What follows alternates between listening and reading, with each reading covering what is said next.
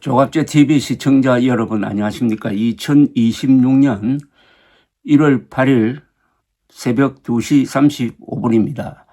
어제 국민의힘 대표 장동혁이 윤석열의 무도한 비상계엄에 대해서 뒤늦은 사과를 했습니다.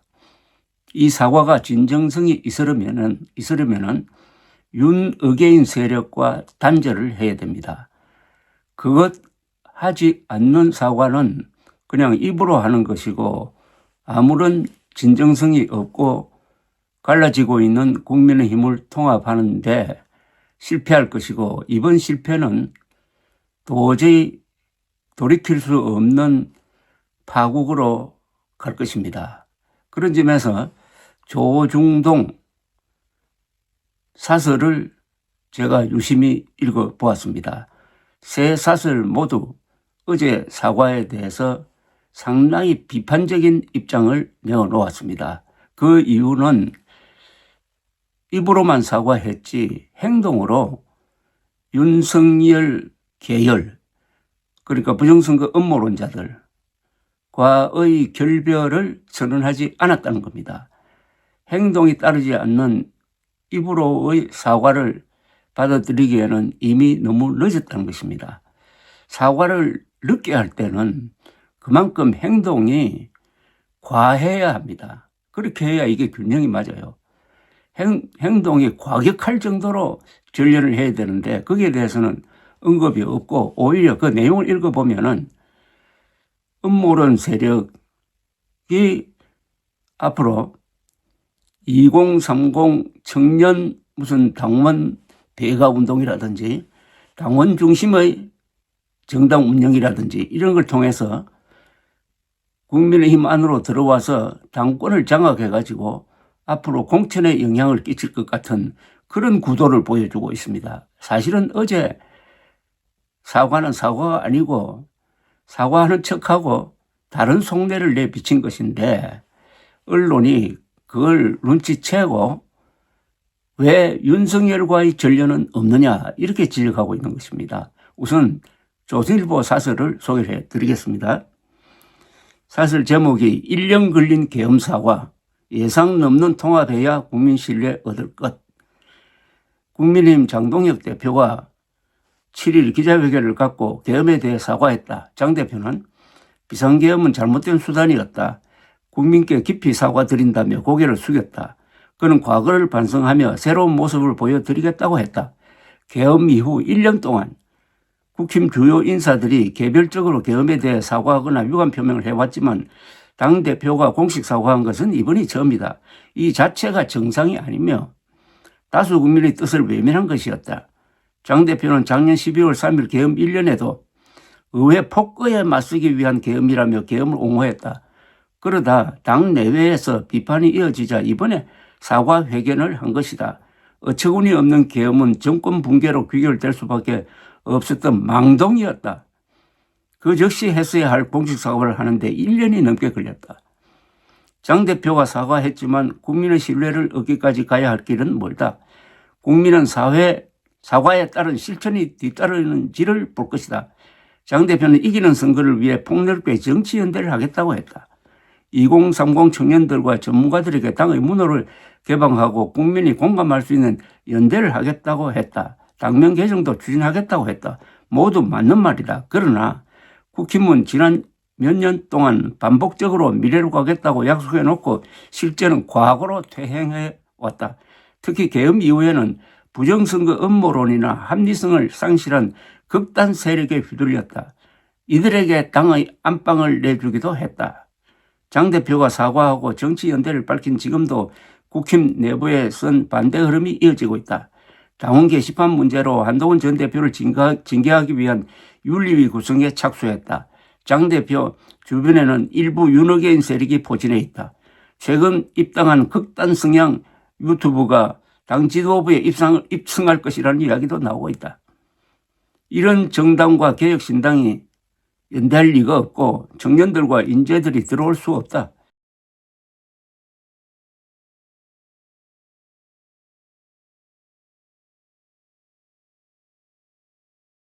동아일보 사설은 제목이 계엄엔 반쪽 사과, 윤리 위엔 윤 그림자, 장 쇄신 의지 있나? 아주 부정적인 반응입니다.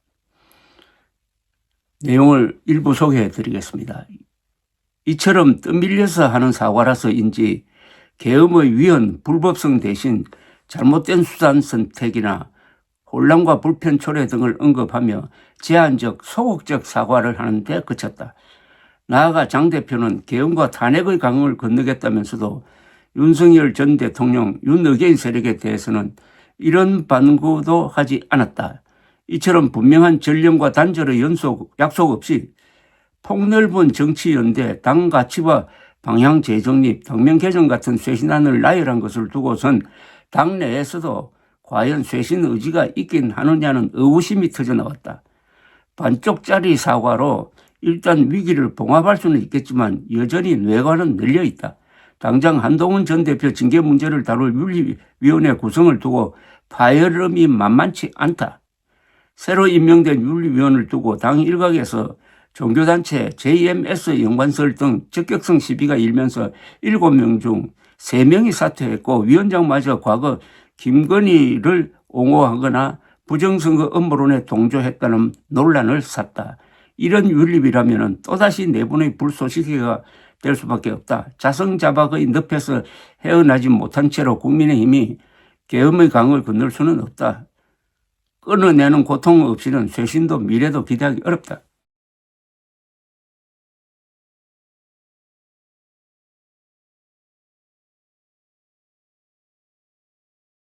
중앙일보 사설도 비슷합니다. 제목이 국민의힘 쇄신, 윤과의 전련 없이 가능한가? 라는 아주 회의적인 입장을 보이고 있습니다. 무엇보다 장 대표는 윤석열 전 대통령 및 그 추종 세력과 전련할 뜻을 명시적으로 밝히지 않았다. 당장 당 외부에서는 물론 당내에서조차 사과의 진정성에 대한 의문이 제기되었다. 계엄을 사과한다면서 계엄 책임자인 윤 전 대통령과의 관계 청산에 대한 입장을 밝히지 않았으니 사과의 의미가 반감될 수밖에 없다. 핵심입니다, 이게. 윤석열 세력이 누굽니까? 부정선거 음모론 세력 아닙니까? 그들과 인연을 끊지 않고 오히려 그들과 결탁하겠다는 지금 인사를 보이고 있는데, 한편으로는 계엄을 사과하고 한편으로는 계엄을 계몽령이라 옹호해온 강성 유튜버의 입당을 받아들이는 행보를 보인 것도 마찬가지다. 그동안 장 대표는 당 안팎의 쇄신 요구와 빗발치는데도 마이동풍 행보를 계속해왔다. 더불어민주당이 공천 헌금 의혹과 갑질 논란 등 숱한 악재에 휩싸였는데도 국민의힘 지지율은 20%를 벗어나지 못한 건 강성 지지층 결집에만 매몰된 노선을 고수해온 장 대표에게 큰 책임이 있다. 오세훈 서울시장, 안철수 의원, 이명박 전 대통령에 이어 같은 지도부 멤버였던 김도읍 의원마저 정책위 의장을 사퇴하며 장 대표에게 태세 전환을 촉구한 이유다. 그런 압박을 의식했는지 장 대표가 회견 일정을 하루 당겨 쇄신안을 내놓은 점은 다행이다.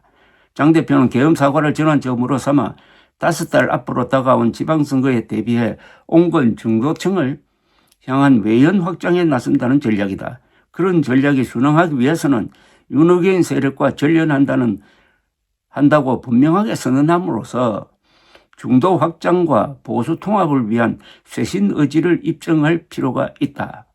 또한 한동훈 전 대표 징계 논란 등으로 위험 수위에 이른 당내 갈등을 수습하는 리더십과 포용력을 발휘해야만 한다. 이런 행동들이 뒷받침 없이 당명을 바꾸는 것만으로 보수가 거듭났다는 평가를 받기는 극히 어려울 것이다.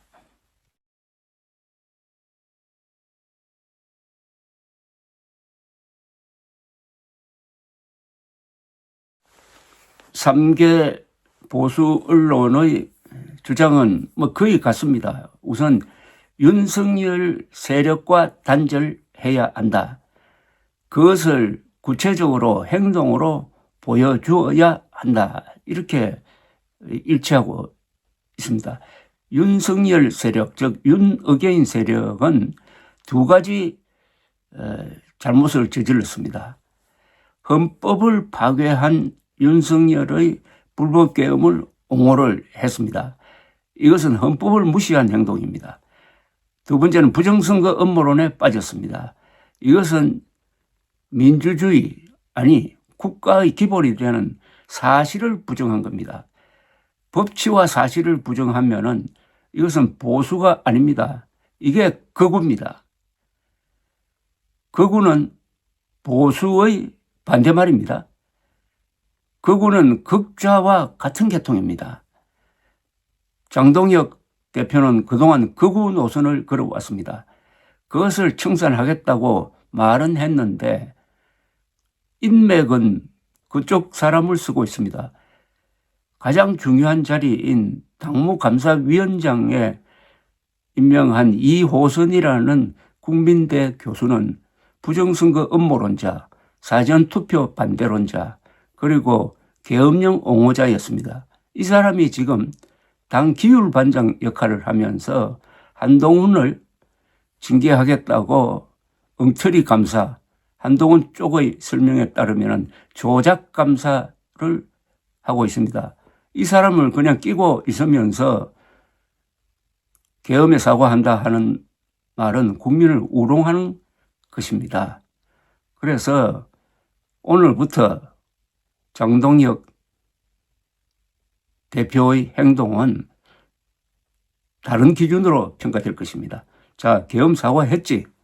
그런데 왜 윤석열 세력과는 관계를 정리하지 않느냐?